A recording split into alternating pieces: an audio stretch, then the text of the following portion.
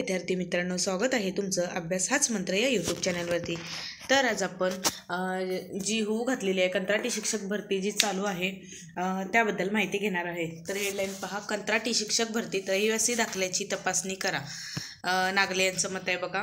Headline पहा, काही उमेदवारांनी बोगस दाखले जोडल्याची माहिती उघड आलेली आहे। तर कंत्राटी शिक्षक भरती जी होती, जी प्रत्येक जिल्ह्यामध्ये जी रहिवासी आहे तिथल्याच कॅन्डिडेटला घेतलं जात होतं, पण यामध्ये देखील काय केलं आहे की जे बोगस उमेदवार आहेत तर त्याच्यासाठी काय करणार आहेत की रहिवासी दाखला हे काय केले आहे त्याची तपासणी करायची ठरवलेलं आहे। तर न्यूज पहा, राजापूर कंत्राटी शिक्षक भरती प्रक्रियेत काही उमेदवारांनी बोगस दाखले जोडल्याची माहिती उघड झाली आहे। या उमेदवारांना प्रशासनाचा छुपा पाठिंबा असून यामुळे स्थानिक उमेदवारांना अन्याय होत असल्याचे शिंदे सेनेचे राजापूर तालुका प्रमुख आणि जिल्हा परिषदेचे माजी शिक्षण सभापती दीपक नागले यांनी सांगितले। जिल्हा परिषद प्रशासनाने रहिवासी दाखल्याची सुद्धा तपासणी करावी अशी मागणी त्यांनी केली आहे। म्हणजेच काय की काही जण काय करत आहे की उमेदवारांना काय प्रशासनाचा छुपा पाठिंबा देऊन म्हणजे स्थानिकांना प्राधान्य दिले जात नाहीत। मग त्याच्यासाठी काय करणार आहे की रहिवासी दाखल्याची ही तपासणी केली जाणार आहे। पुढे बघा, विधानसभा निवडणुकीच्या आचारसंहितेमुळे रखडलेली जिल्हा परिषद प्राथमिक शाळांमधील रिक्त पदावर बीएड उमेदवारांना कंत्राटी पद्धतीने नियुक्ती करण्याची प्रक्रिया सुरू झाली आहे। कंत्राटी शिक्षक नियुक्तीमध्ये स्थानिकांना प्राधान्य मिळताना रहिवासी दाखला देत असताना आवश्यक त्या कागदपत्रांची योग्य प्रकारे पडताळणी करून दाखला देण्यात यावा अशी मागणी तहसीलदार विकास गंभरे यांच्याकडे केल्याची माहिती नागले यांनी दिली।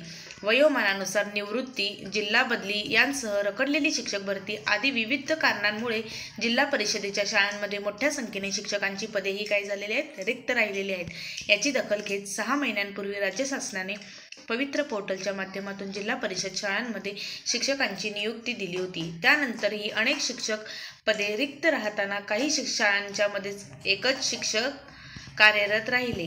म्हणजेच अनेक शाळांमध्ये काय झालेले आहेत की शिक्षकांची पदे ही रिक्त आहेत। मग जोपर्यंत शिक्षक भरती ही पोर्टल मार्फत केली जात नाही तोपर्यंत काय करणार आहे की कंत्राटी तत्वावर शिक्षकांची नियुक्ती केली जाणार आहे।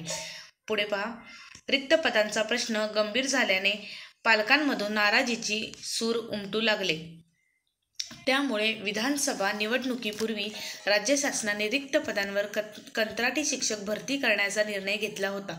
या भरतीची जिल्हा परिषदेकडून अंमलबजावणीही सुरू झाली। इच्छुकांकडून अर्ज स्वीकारणे, हरकती मागविणे या प्रक्रियेला विलंब झाला। त्यामुळे निवडणुकीच्या आचारसंहितेत ही भरती प्रक्रिया रखडली होती। आचारसंहिता संपताच रखडलेली नियुक्ती प्रक्रिया आता पुन्हा सुरू झाली आहे। कंत्राटी शिक्षक भरतीमध्ये स्थानिक बीएड धारकांना प्राधान्य मिळणे गरजेचे आहे। त्यामुळे कंत्राटी शिक्षक निवृत्ती देताना कागदपत्रांची पडताळणी करताना रहिवासी दाखल्याचीही तपासणी करावी अशी मागणी नागले यांनी केली आहे। तर पहा, आचारसंहितेमुळे रखडलेली कंत्राटी शिक्षक भरती सुरू, स्थानिकांना प्राधान्य मिळणे गरजेचे आहे। तर स्थानिक उमेदवारांना प्राधान्य दिले पाहिजे यासाठी काय केलं जाणार आहे की रहिवासी दाखल्याची तपासणी केली जाणार आहे, जेणेकरून परजिल्ह्यातून उमेदवार तिथे येता कामा नये। यासाठी त्या जिल्ह्यातल्या उमेदवारांना प्राधान्य देण्यासाठी काय केलेले आहे ते स्थानिकांना प्राधान्य देण्यासाठी रहिवासी दाखला हे कंपल्सेशन केलं जाणार आहे आणि तपासूनच त्या उमेदवारांना घेतलं जाणार आहे। तर अशाच प्रकारच्या शिक्षक भरतीच्या माहितीसाठी चॅनलला लाईक, शेअर्स आणि सबस्क्राईब करायला विसरू नका। धन्यवाद।